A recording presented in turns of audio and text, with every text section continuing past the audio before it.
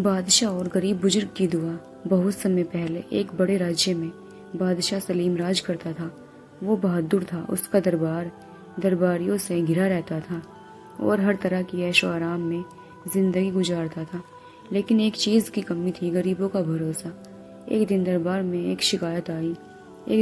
में एक बुजुर्ग व्यक्ति आया, कपड़े फटे पुराने, हाथ कांपते हुए। उसने रोते हुए कहा, जहाँपनाह, मैं किसान हूँ। मेरे खेत को अमीर जमींदार ने छीन लिया है। मेरे पास सबूत भी है, पर कोई मेरी सुनता नहीं। मैंने सब दरवाजे खटखटाए, मगर न्याय कहीं नहीं मिला। दरबारियों ने हंसकर कहा, अरे बूढ़े, तुझे क्या मिलेगा लड़कर? जमींदार ताकतवर है, तू अकेला है। लेकिन बादशाह ने हाथ उठाकर सबको चुप कराया और उस किसान की आंखों में देखा। वहां दर्द था, लेकिन सच्चाई भी। बादशाह ने तुरंत अपने गुप्तचर भेजे। जांच हुई और सच सामने आया। वाकई जमींदार ने लालच में आकर गरीब किसान की जमीन पर कब्जा कर लिया था।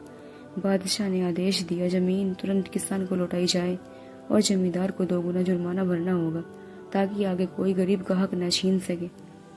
बुजुर्ग की दुआ। जब किसान को अपनी जमीन वापस मिली तो वो रो पड़ा। उसने बादशाह के पैरों पर झुकते हुए कहा, जहाँपनाह, आप सिर्फ बादशाह नहीं बल्कि इस जमाने के लिए खुदा की रहमत हैं।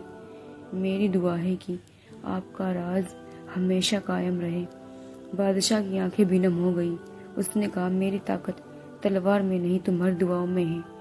अगर गरीब की आह लगे तो कोई तख्त नहीं टिकता, और गरीब की दुआ मिले तो दुनिया की कोई ताकत गिरा नहीं सकती। उस दिन से बादशाह सलीम सिर्फ ताकतवर नहीं बल्कि दुआओं वाला बादशाह कहलाने लगा। कहानी से सीख। गरीब की दुआ राजाओं के